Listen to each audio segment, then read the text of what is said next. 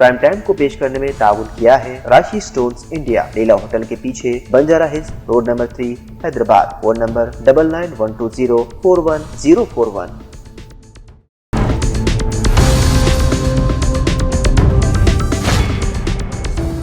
अस्सलाम वालेकुम नाज़रीन, सियासत टीवी के प्राइम टाइम में आप सबका तहे से इस्तकबाल है। मैं हूं फरजान अहमद। सबसे पहले पेश है प्राइम टाइम की हेडलाइंस।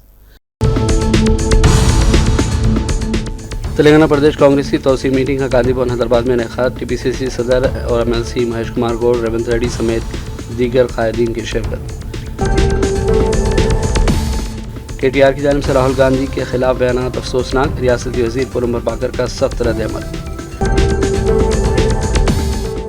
मक्का शाही मस्जिद बाग़ आमा में रमज़ान मुबारक के इंतजामात का लिया गया जायज़ा। रियासती वज़ीर अज़हरुद्दीन और दीगर शख्सियात ने किया दौरा। मौलाना आज़ाद नेशनल यूनिवर्सिटी के तलबा का बड़ा एहतजाज। कांग्रेस हुकूमत की जानिब से यूनिवर्सिटी की लगभग 50 एकड़ अराज़ी वापस लेने की मुबैना कोशिशों के खिलाफ बुलंद की गई आवाज़। दिल्ली फसादात साजिश केस की मुलजिमा गुलफिशा फातिमा को चाशमे की रात रिहा कर दिया गया।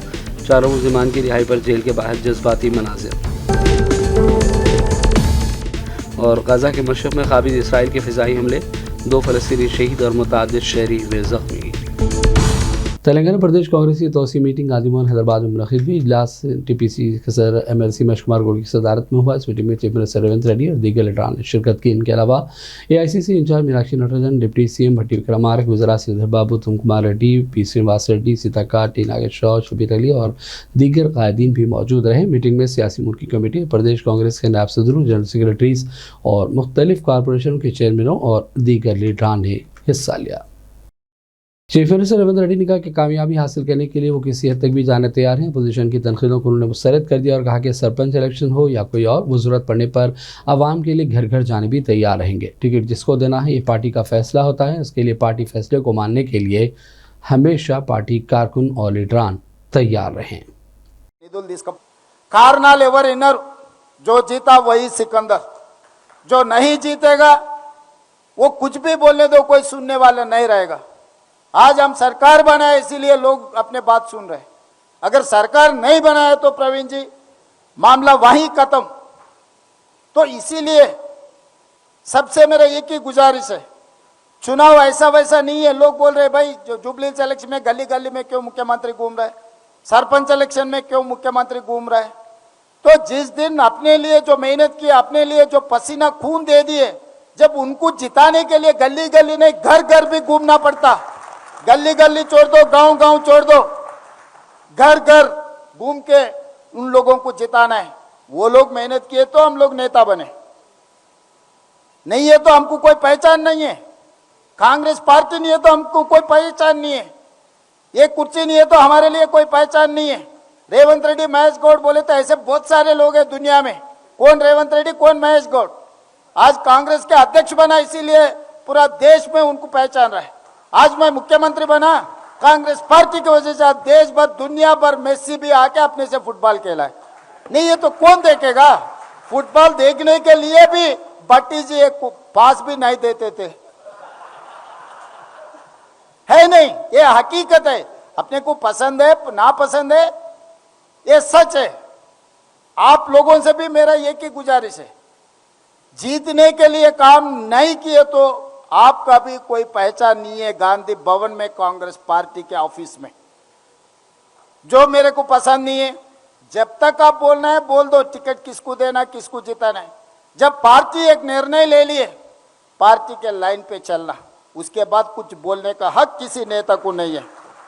जब तक पार्टी तय नहीं करेगा तब तक आप कुछ भी बोलो। पार्टी के अंदर दफ्तर में जाके अध्यक्ष के लिए, अध्यक्ष को बोल दो, मंडल अध्यक्ष भी हो, जिला अध्यक्ष भी हो, राज्य अध्यक्ष भी हो, आप बंद कमरे में कुछ भी बोलो। मगर एक बार पार्टी MLC कांग्रेस वेंकट बालमू ने दावा किया कि हम तेलंगाना की आवाम के लिए काम कर रहे हैं। तेलंगाना हुकूमत की कारकर्दगी को गलत ठहराने के लिए BRS और BJP इल्ज़ाम लगाते रहे। वेंकट ने कहा कि तेलंगाना कांग्रेस की कारकर्दगी अपोजिशन को हजम नहीं हो रही है, जिसकी वजह से रेवंत और दीगर कांग्रेस कायदीन पर इल्ज़ाम लगाने का सिलसिला जारी है। तेलंगाना की जो सरकार, हमारी सरकार है जो प्रजा प्रभुत्व में, ये तेलंगाना के डेवलपमेंट के लिए सोच रही है और डेवलपमेंट के हित में काम कर रही है। जो हम बिना डिक्लेयर करे भी उसे पहले इंटेंशनली पॉलिटिसाइज करने के लिए, प्रोवोकेट करने के लिए हमारे अपोजिशन पार्टीज लगातार हमारे ऊपर ब्लेम करने की कोशिश कर रहे हैं। अगर गवर्नमेंट कुछ वैसा करने की कोशिश कर रहे हैं तो 100% वो सबसे डिस्कस करके वो सबसे उसके ऊपर ओपिनियन लेके वो हिसाब से ही गवर्नमेंट आगे जाएगी।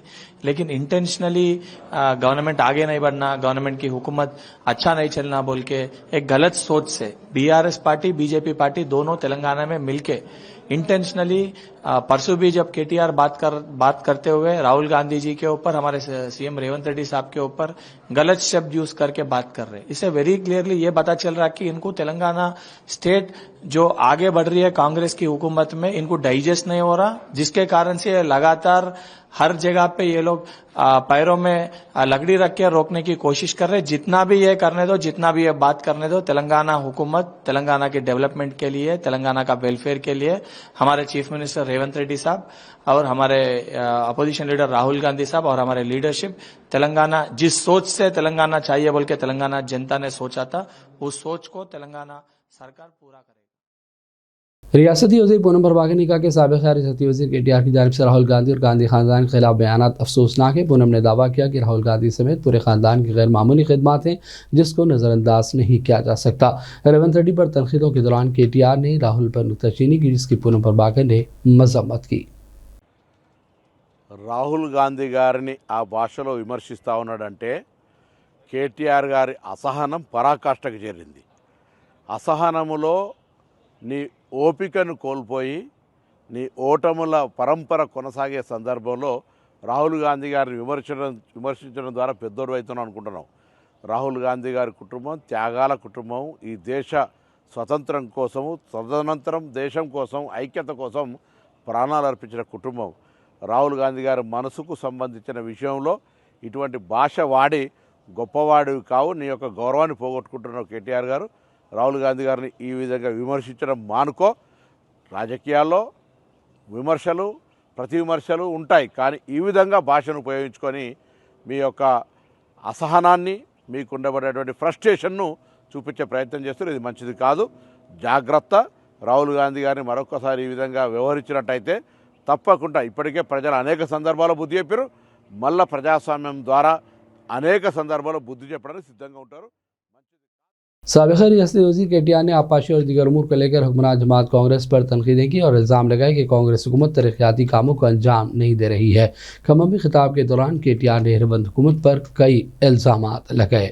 7.5 లక్షల ఎకరాలు, కొత్తగా 3,40,40,000 ఎకరాల ఆయకట్టు, అట్లాగే స్థిరీకరించబడే ఆయకట్టు ఏదైతే ప్రస్తుతం కృష్ణ కింద ఉందో, ఎన్ఎస్పి కింద ఉందో, దాన్ని కూడా స్థిరీకరించడానికి మరొక 3.5 లక్షల ఎకరాలకి, మొత్తం కలిపి 7.5 లక్షల ఎకరాలకి నీళ్లిచ్చే ప్రతిపాదించే ప్రాజెక్టు సీతారామ సాగర్. ఏనుగెల్లింది తోక చిక్కింది అన్నట్టు 90% పనులు కేసీఆర్ గారే పూర్తి చేసినారు.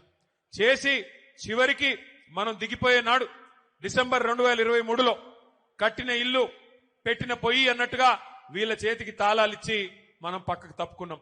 2 ఏళ్లైంది. ఏం చేశారు మరి? అశ్వారావుపేటలో ఈ రోజు నిజానికి ఒక్క సీతారామ సాగర్ ద్వారా 1,30,000 ఎకరాలకి నీళ్లిచ్చేదానికి కేసీఆర్ గారు డిజైన్ చేశారు. సత్తుపల్లి నియోజకవర్గంలో కల్లూరు కావచ్చు, వేంసూరు కావచ్చు, పెనుబల్లి కావచ్చు, 4 మండలాల్లో 40,000 ఎకరాలకు నీళ్లు ఇవ్వడానికి సీతారామ సాగర్ ని కేసీఆర్ గారు డిజైన్ చేశారు. ఇవాళ ఇల్లెందు నియోజకవర్గంలో 20,000 ఎకరాలకు నీళ్లు రావాలి, కొత్తగూడెంలో 10,000 ఎకరాలకు రావాలి, అట్లాగే వైరా నియోజకవర్గంలో 20,000 ఎకరాలకు నీళ్లు రావాలి. కానీ ఇల్లెందును కట్ చేసి, ఇల్లెందుకి నీళ్లు పోకుండా చేసి, వాళ్ళ అక్కడి నుంచి కూడా అఖిలపక్ష నాయకులు వచ్చిన్నారు, మా కాలువలు లేకుండా చేస్తున్నారు, మా నీళ్లు రాకుండా చేస్తున్నారని చెప్పి ఇల్లెందును కట్ చేసి ఇవాళ కేసీఆర్ గారే ఉద్దేశంతోనైతే ఖమ్మం జిల్లాని సస్యశ్యామలం చేయాలి, గోదావరి జలాలతో తలపెట్టారో ఒక్క అడుగు కూడా ముందుకేయకుండా, ఒక్క పని కూడా చేయకుండా तारीखी मक्का मस्जिद में रमज़ान मुबारक के इंतजाम का जायजा लेने के लिए तेलंगाना के वज़ीर बराखिलती बहबूद मोहम्मद अजहरुद्दीन और दीगर शख्सियात ने तारीखी मक्का मस्जिद का दौरा किया। इस मौके पर आइंदा रमज़ान मुबारक के पेश नज़र इबादत गुजारों के लिए सहूलतों का तफसीली जायजा लिया गया। इस दौरे में शहरी सहूलियात, बिजली पानी की बिला तातुल फराहमी, सफाई सुथराई, ट्रैफिक मैनेजमेंट और दीगर सिक्योरिटी पर तवज्जो दी गई। मुतल्लिका महकमों को हिदायत दी गई रमज़ान के दौरान नमाज तरावी, अफ्तार और दीगर औकात में आवाम को कोई मुश्किल न पेश आए। इस मायने में जीएचएमसी, पुलिस महकमा और दीगर महकमों के अहदेदारान भी मौजूद थे। बाद में अजहरुद्दीन ने मीडिया से बातचीत भी की। मुझे मौका मिला है कि हिस्टोरिक मस्जिद है, ये 400 साल पुरानी मस्जिद है, बट मैं जहाँ तक के मैं देखा, मेरे को तो इतना मेंटेनेंस यहाँ पे कुछ लगा नहीं। सॉरी टू से, बट जो भी मेंटेन कर रहे हैं मुझे पता नहीं कैसे कर रहे हैं, क्या नहीं है। बट मैं एक चीज़ आपको आज बोल के जा रहा हूँ कि ये हिस्टोरिक मस्जिद है, इसका मेंटेनेंस 12 महीने होना।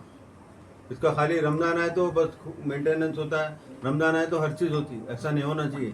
क्योंकि हम ये मीटिंग एक्चुअली लेने ही नहीं चाहिए, टू बी फ्रैंक।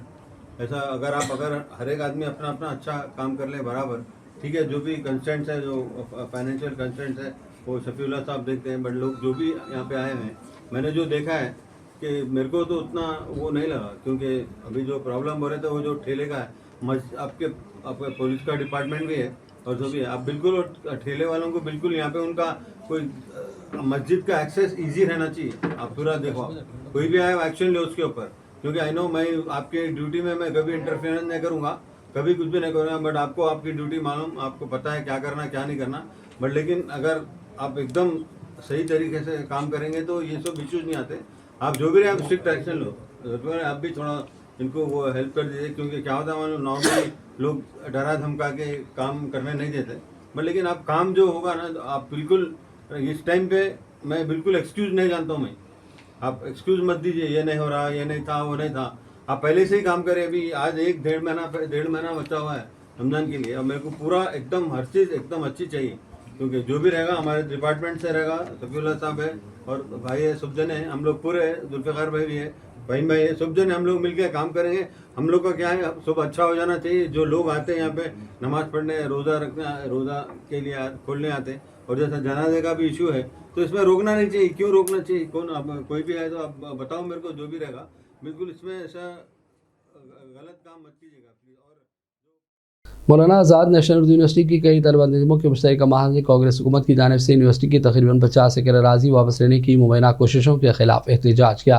तलबा ने कैंपस में वाक़ सेंट्रल लाइब्रेरी से मेन गेट तक रैली निकाली और हुकूमत की जानिब से जारी करदा हालिया शोकाज नोटिस के खिलाफ नारे लगाए। मुजाहिरीन ने इस इक़दाम को अवामी तालीम पर बराह रास्त हमला करार दिया और इल्ज़ाम लगाया कि हुकूमत तालीमी इदारों को इल्मी मराकिज़ के बजाय फाजिल अराज़ी के ज़खायर के तौर पर देख रही है। एहतजाज से खिताब में तलबा कायदीन ने कहा कि हुकूमत की कार्रवाई काबिल मसम्मत है। कहा कि उर्दू यूनिवर्सिटी में वही तर्ज अमल दोहराया जा रहा है जो दीगर सरकारी यूनिवर्सिटियों में देखा गया। और अब लेते हैं छोटा सा ब्रेक के बाद दोबारा हाजिर होंगे।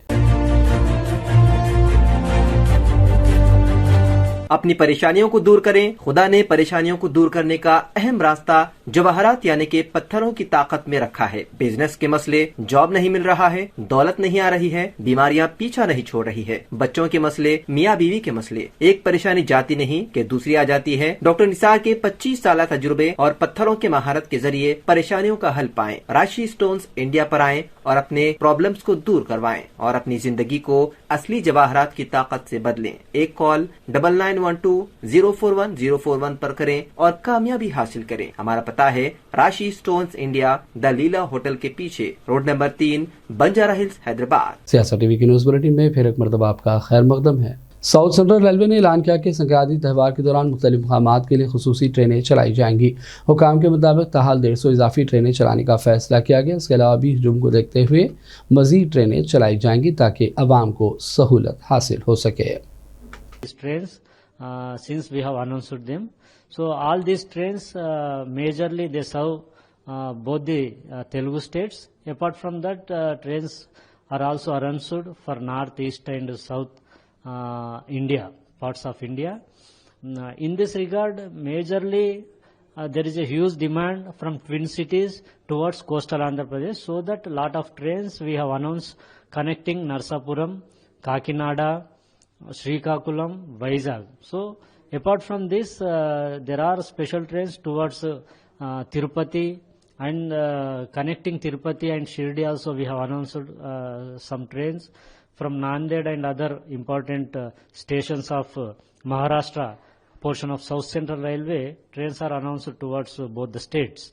So not only this, apart from these announced special trains, there are regular special trains which we have been running as per the demand. Wherever there is a demand, we were running special trains. So such kind of trains, around 600 plus trains, we are continuing in keeping in view of the festival season. So there is a huge number of special trains being run from South Central Railway jurisdiction across India. These trains, apart from the regular mail express trains and passenger trains which we have been running in hundreds of numbers every day. So one important point here is during this festival time there is a huge rush expected at Secunderabad railway station. Moreover, Secunderabad railway station is undergoing redevelopment works, a lot of works across the मदरसे अशरफुल मदारिस आखिर हैदराबाद के हाथ में Faizan trust की जानिब से programme मुनक़िद किया गया, जिसमें मुकामी अफराद और ज़रूरतमंदों में लगभग 400 ब्लैंकेट तकसीम किए गए। इदारे के सेक्रेटरी इफ्तिखार हुसैन और दीगर कई शख्सियात ने इस प्रोग्राम में शिरकत की। फैज़ान ट्रस्ट की जानिब से मुख्तलिफ इलाकों और स्लम इलाकों में ख़ास तौर पर ब्लैंकेट्स की तकसीम का काम मुसलसल जारी है। और ऐसे तो बहुत सारे काम हैं जो फैज़ान के साथ और सियासत फंड के इश्तराक से बहुत सारे काम यहाँ हैदराबाद और यहाँ के करीबी दूसरे डिस्ट्रिक्ट वगैरह में भी अंजाम देते हैं। लेकिन इस पर मैं आज बात नहीं करूँगा, लेकिन मैं ये कहूँगा कि भाई हम तो खिदमत करने वाले लोग हैं। आप बिल्कुल ये शाल और ये दूसरी ये खुशी करके वो मैं समझता हूँ मुनासिब नहीं है, इसलिए कि हम तो यहाँ खिदमत करने के वास्ते हैं। आप उनका मतलब ये ऐसे ऑनर देना करें तो मुश्किल हो जाती है। हमको भी आप अपने ही साथ खिदमत करने वालों में शामिल कीजिए तो मैं बहुत खुश होगा इंशाअल्लाह।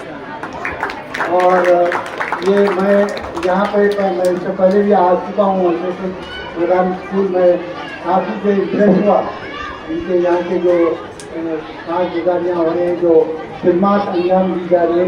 मुझे बताया गया है कि काफ़ी इसको जो फैलाया गया है और काफ़ी कुछ काम कर रहे हैं। अभी हमने तो शुरुआत गरीब लोग हैं या जो लोग पढ़ना चाहते हैं, उनकी माली हालत ठीक नहीं है, ऐसे लोगों को भी मदद करते हैं। उनका बेसिक काम बच्चों को पढ़ाना है। बट पिछले कुछ सालों से हैदराबाद में जो है सर्दी का जो है काफ़ी सख्त हो रही है यहाँ पर, तो उसको देखते हुए कई ऐसे डोनर्स हैं जो फैज़-ए-आम के तहत आकर ऐसे लोगों को जो है ब्लैंकेट्स वगैरह पहुँचाने का काम करने के लिए मदद कर रहे हैं। तो इसी सिलसिले में इस साल ये सर्दी के मौसम में अब तक तकरीबन 8,500 ब्लैंकेट जो है शहर के मुख्तलिफ इलाकों में तकसीम किए गए हैं। हत्ता है कि रातों को जो है हमारे जो ऑफिस की टीम है वो लोग जो है पुराने शहर, नए शहर, हर जगह ऐसे मुकामात पे जाते हैं जहाँ पे लोग फुटपाथ पे या तो ये प्लास्टिक के बैग या गनी बैग बहुत जगह ऐसे हो रहा है कि हर जगह से लोग कंबल ले रहे हैं। फैज़-ए-आम ट्रस्ट वालों ने दिया, उनसे ले लिया, और कोई दे रहे हैं उनसे ले लिया, और कोई दे रहे हैं उनसे ले लिया, और फिर ये कंबल जो है फिर वापस मार्केट में आ जाती है पैसों की वजह से और कहीं पर भी। यहाँ बहुत मशहूर है, एक फ्लाईओवर है जहाँ पर कंबल देते हैं लोग, लेकिन फिर पता चला कि वो कंबल रिसाइकिल हो जाता है। तो इसीलिए फैज़-ए-आम ट्रस्ट जो पॉलिसी है कि हर फैमिली को एक ही कंबल मिलेगा। 400-500 कंबल बटेंगे और इंशाल्लाह हम लोग शुरुआत तो कर ही देंगे, लेकिन इसका जो दे रहे हैं आपको फैज़-ए-आम ट्रस्ट के हक में दुआ करिए। आप लोग जो डोनर हैं उनके हक में दुआ करिए। अल्लाह to please supplicate to Allah subhanahu wa ta'ala for the donors, their health, long life and happiness. And I wish that this act of kindness towards the people becomes infectious, and you also, some point of time or the other, try to see what you can give to others, because giving is very important. Whatever we खाने पीने की अशिया में मिलावट के मामले पर हैदराबाद के कमिश्नर पुलिस वीसी सजना ने सख्त बरहमी जाहिर की। उन्होंने खबरदार किया कि अगर खुराक में मिलावट की गई तो सख्त कार्रवाई होगी। मिलावट को रोकने के लिए पुलिस और फूड सेफ्टी हुक्काम के साथ खुसूसी टीमें तश्कील देते हुए मेयारी तरीक़ेकार नाफिज करने का ऐलान किया गया। बार बार मिलावट के मुर्तकिब पाए जाने वालों के लाइसेंस भी मनसूख किए जाएंगे। ज़रूरत पड़ने पर PD एक्ट नाफिज करने की भी वार्निंग दी गई। इस एक्ट के तहत मुलजिमीन को गिरफ्तार करके जेल की सलाखों के पीछे डाल दिया जाता है। कमिश्नर पुलिस ने इंतबा दिया कि खाने पीने की अशिया में मिलावट मामूली जुर्म नहीं है, बल्कि ये इक़दाम क़त्ल के बराबर है। इसलिए इस तरह की सरगर्मियों में मुलविस अफराद को बिल्कुल बख्शा नहीं जाएगा। कमिश्नर पुलिस हैदराबाद वीसी सजना ने कहा कि चीनी मांझे के खिलाफ सख्त कार्रवाइयाँ की जा रही हैं। ताहाल 103 केसेस दर्ज किए गए और 100 से ज़्यादा लोगों को हिरासत में लिया गया। कमिश्नर पुलिस ने इंतबा दिया कि गैरकानूनी काम करना और ममनुआ मांझा इस्तेमाल करना जुर्म है और इसके खिलाफ पुलिस सख्त तरीन कार्रवाइयाँ कर रही है। बुक किया क्योंकि चाइनीज़ मांझा से एनवायरनमेंट को, बर्ड्स को और आम आदमी को भी बहुत लॉस हो रहे। इसलिए हम लोग इस बार स्पेशल टीम्स और स्पेशल ड्राइव कर रहे। हमारा local law and order officers और हमारा टास्क फोर्स ऑफिसर्स मिलके अब तक 103 केसेस और ऑलमोस्ट 100 लोगों को अरेस्ट किया और 1.24 करोड़ का वर्थ ऑफ बॉबिन्स को हम लोग सीज किया। मैं हैदराबाद सिटी पुलिस की तरफ से अब सब पब्लिक को और स्पेशली यूथ को मैं रिक्वेस्ट कर रहा हूँ, आप लोग चाइनीज़ मांझा को नो बोलिए, से नो टू चाइनीज़ मांझा। और हम लोग ये सब लोग मिलकर, क्योंकि ऑलमोस्ट 10 साल हो गए, तेलंगाना गवर्नमेंट और नेशनल ग्रीन ट्रिब्यूनल भी इसको बैन किया, बट फिर भी आज तक भी बेच रहे लोग। सो मैं जो लोग बेच रहे, जो लोग प्रोडक्शन कर रहे हैं, उनको भी मैं रिक्वेस्ट करूंगा, आप लोग ऐसी मत करिए। आपके ऊपर भी बहुत स्ट्रिंजेंट एक्शन होगा, क्योंकि ये केस एनवायरनमेंट प्रोटेक्शन एक्ट के हिसाब से ऑलमोस्ट आपको 5 साल का पनिशमेंट मिल सकता है और 1 लाख रुपए का फाइन भी हो सकता है। इसलिए सब लोग मिलके ये चाइनीज मांझा को बैन करेंगे। Hyderabad City Police has been dealing very firmly with iron hand against this sale of Chinese manja. So we have constituted special teams consisting of law and order officers, also task force officials, to ensure that Chinese manja ban is implemented effectively, because almost it's over 10 years Telangana government has banned this sale of Chinese manja, and also the National Green Tribunal also has banned the Chinese manja, but still after 10 years also it is being sold. So we have been dealing with it with iron hand. Almost till now we have booked about 103 cases. We have arrested over 143 persons in these cases, and we have seized about 1.24 crores worth of bobbins also. Because it is causing loss to the environment, to the birds and the human beings, I request the public, especially the youth, not to buy Chinese manja. रियासती वज़ीर सियाहत जे कृष्ण राव ने कहा कि 13 से 15 जनवरी के दौरान parade ground Secunderabad में पतंग फेस्टिवल होगा। मुख्तलिफ माली के पतंगबाज इसमें हिस्सा लेंगे। उन्होंने अवाम से कहा कि वो भी इस मौके का भरपूर फ़ायदा उठाएं और संक्रांति त्यौहार मनाने के लिए तशरीफ़ लाएं। वाला है 13 से लेकर 15 तक परेड ग्राउंड्स में ये पूरे पतंगों को जो है उड़ाएंगे, और वो भी जो है सारी दुनिया से 20 या 25 कंट्री से जो है नए नए तरीके के नए रंग, नए अलग अलग रंग के, और वो भी जो है क्या बोलते हैं, लाइटिंग, रोशनी आते रहते और कल उड़ते रहेंगे।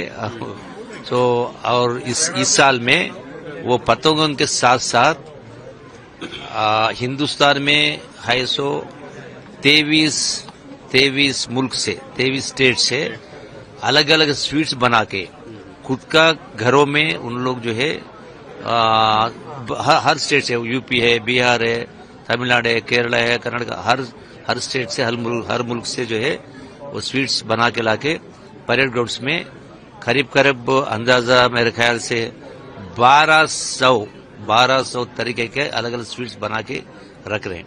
तो मैं पूरे तेलंगाना समझिए और जितने भी लोग हैं आने वाले, उन सबसे मेरा गुजारिश है, ये मौका है, हर आदमी उसमें आना, शामिल होना, देखना और टेस्ट करना, उसे उसके साथ साथ गाना बजाना भी रहते, अलग अलग तरीके के अलग अलग सेट के वो भी रहते। इसके अलावा ये साल में और एक हॉट एयर बैलून बोलो तो जमीन से लेकर आसमान तक करीब करीब 2500 फीट ऊपर जाते आसमान में। शहर हैदराबाद के करीब जुमेरात के लिए सुबह पेश आए एक दिल दहला देने वाले सड़क हादसे में सालगिरह की खुशियां मातम में बदल गई। तेज रफ्तार एसयूवी के तरफ से टकरा जाने की वजह से 4 तलबा हलाक हो गए, जबकि एक तालिबा शदीद जख्मी हो गई। यह हादसा रंगारेड्डी जिला के मुखिला में मिर्जापुर के करीब पेश आया। पुलिस के मुताबिक तलबा का ग्रुप मुखिला से हैदराबाद आ रहा था। तेज रफ्तार गाड़ी बेकाबू होकर दरख्त से जा टकराई। इस हादसे में 4 अफराद की बरसर मौका मौत हो गई, जबकि 5 शदीद जख्मी हुआ। हादसे में एसयूवी बुरी तरह तबाह हुई। पुलिस ये जाँच करी कि हादसे के वक्त गाड़ी चलाने वाला हालत नशा में तो नहीं था। लाशों को पोस्टमार्टम के लिए सरकारी हॉस्पिटल मुंतकिल कर दिया गया और पुलिस ने इस सिलसिले में एक मुकदमा दर्ज करते हुए तमाम तर तहकीकात का आगाज कर दिया है। और बढ़ते हैं चंद कौमी और आलमी खबरों की जानिब। दिल्ली फसादात साजिश केस की मुलजिमा गुलफिशां फातिमा को 4 शबे की शब रिहा कर दिया गया। ये रिहाई इस वक्त अमल में आई जब दिल्ली की ट्राई कोर्ट ने सुप्रीम कोर्ट से जमानत मिलने के बाद बाज़ाब्ता रिहाई के अहकाम जारी किए। अदालत ने तस्दीक की कि गुलफिशां फातिमा ने सुप्रीम कोर्ट की जानिब से आयद करदा तमाम जमानती शर्त पूरी कर दी। सोशल मीडिया पर गर्दिश करने वाली वीडियोज़ में देखा जा सकता है कि गुलफिशां फातिमा जेल से बाहर निकलते वक्त एक बैग थामे हुए हैं, जहाँ उनके घर वाले उनके इंतजार में मौजूद थे। वीडियोस में जज्बाती मुलाकातों के मनाजिर को कैद किया गया, जिनमें घर वालों ने उन्हें हार पहनाए, फूल निछावर किए, गले लगाकर मिठाई पेश की। ये वीडियो सोशल मीडिया पर तेजी के साथ वायरल हो गई हैं। याद रहे कि सुप्रीम कोर्ट से जमानत के बाद गुलफिशां फातिमा समेत 4 मुलजिमान रिहा हुए। रिहाई के बाद जेल के बाहर जज्बाती मनाजिर देखे गए। उमर खालिद और शर्जील इमाम समेत 7 मुलजिमीन अभी भी जेल में बंद हैं। और बात करेंगे फ़लस्तीन की। गाज़ा शहर के मशरक़ में काबिल इसराइल के फ़िज़ाई हमले में अल्बान ख़ानदान के घर को निशाना बनाया गया, जिसके नतीजे में 2 फ़लस्तीनी शहीद और मज़ीद दीगर शहरी ज़ख्मी हो गए। तिबी ज़राए ने बताया कि हमले के फ़ौरन बाद ज़ख्मियों को हॉस्पिटल मुंतकिल किया गया। यह हमला उसी घर पर किया गया जहाँ फ़िज़ाई बीमारी की वजह से इमारत मुकम्मल तौर पर तबाह हो गई थी। हमले के बाद गाज़ा की सिविल डिफेंस टीमें मौके पर पहुँच गए, जगह पर लगने वाली आग को बुझाया, साथ ही मलबे तले अफराद की तलाश जारी रखी। गाज़ा की सिविल डिफेंस ने कहा है कि उनकी टीमें रिहाइश इमारत में भेजी गई जो हमलों का निशाना बनी। काबिल इसराइल 7 अक्टूबर 2023 से अमेरिका और यूरोपीय हिमायत के साथ गाज़ा के अवाम पर नस्लकुशी का सिलसिला जारी रखे हुए हैं। कहर, कत्ल, तबाही, बेदखली और गिरफ्तारियाँ मुसलसल जारी हैं। ये सब आलमी मुतालबात और बैनुल-अक़वामी अदालत इंसाफ के हुक्म की धज्जियाँ उड़ाते हुए जारी है। इस सफाकियत की वजह से अब तक 2,42,000 फ़लस्तीनी शहीद और ज़ख्मी हुए, जिनमें अक्सरियत बच्चों और ख़वातीन की है, जबकि 11,000 से ज़्यादा अफराद लापता हैं और लाखों बेघर हैं। अमेरिका के सदर डोनाल्ड ट्रंप ने दावा किया है कि उन्होंने अकेले ही 8 जंगों का खात्मा किया और नोबेल अमन इनाम कोई अहमियत नहीं रखता। तब उनके ख्याल में उन्हें नॉर्वे की जानिब से नाइंसाफ़ी के तहत इस एजाज़ से महरूम रखा गया, जबकि नोबेल अमन इनाम की तकरीबी इसी मुल्क में मुनक़्क़िद होती है। सोशल मीडिया प्लेटफॉर्म पोस्ट में ट्रंप ने लिखा कि उनके लिए असल मसला है कि उन्होंने लाखों जानें बचाई और साथ ही नॉर्वे पर तनकीद में उसे एक अहमकाना फैसला करार दिया कि उन्हें एजाज़ नहीं दिया गया। ट्रंप ने रूस और नाटो के हवाले से भी वसी तर दावे किए और कहा कि अमेरिका की तायद के बगैर मॉस्को इस इत्तेहाद से खौफज़दा नहीं होता, जबकि उन्होंने यूक्रेन पर मुकम्मल रूसी कब्जे को रोकने का सहरा भी खुद अपने सर बांध लिया। पोस्ट के बाद हिस्से में बड़े हरूफ में ट्रंप ने लिखा कि अगर उनकी मुदाखलत न होती तो रूस इस वक्त पूरे यूक्रेन पर काबिज हो जाता और अमेरिका के बगैर रूस और चीन को नाटो का कोई खौफ नहीं है। और आखिर में हेडलाइंस पर डालेंगे एक और नज़र। तेलंगाना प्रदेश कांग्रेस की तौसीर मीटिंग का गांधी भवन हैदराबाद में इनेकाद। टीपीसीसी सदर और एमएलसी महेश कुमार गौड़, रेवंत रेड्डी समेत दीगर कायदीन की शिरकत। केटीआर की जानिब से राहुल गांधी के खिलाफ बयानात अफसोसनाक, रियासती वजीर पुरंबर पाकर का सख्त रद्द-ए-अमल। मक्का मस्जिद और शाही मस्जिद बाग़ आमा में रमज़ान मुबारक के इंतजाम का लिया गया जायज़ा। रियासती वज़ीर अज़हरुद्दीन और दीगर शख्सियात ने किया दौरा। मौलाना आज़ाद नेशनल यूनिवर्सिटी के तलबा का बड़ा एहतजाज। कांग्रेस हुकूमत की जानिब से यूनिवर्सिटी की लगभग 50 एकड़ अराजी वापस लेने की मुबैना कोशिशों के खिलाफ बुलंद की गई आवाज़। दिल्ली फसादात साजिश केस की मुलजिमा गुलफिशा फातिमा को चाशमे की रात रिहा कर दिया गया। चारों मुलजिमान की रिहाई पर जेल के बाहर जज्बाती मनाजिर। और गाजा के मशरक़ में काबिज इसराइल के फ़िज़ाई हमले, 2 फ़लस्तीनी शहीद और मुतअद्दिद शहरी हुए ज़ख्मी। प्राइम टाइम का सिलसिला फ़िलहाल यहीं ख़त्म करते हैं। मोहम्मद फरजान अहमद को पूरी टीम के साथ इजाज़त दें। देखते रहिए सियासत टीवी। अल्लाह हाफ़िज़। प्राइम टाइम को पेश करने में ताउन किया है राशि स्टोन्स इंडिया, लीला होटल के पीछे, Banjara hills road number 3, Hyderabad. Phone number 9912041041।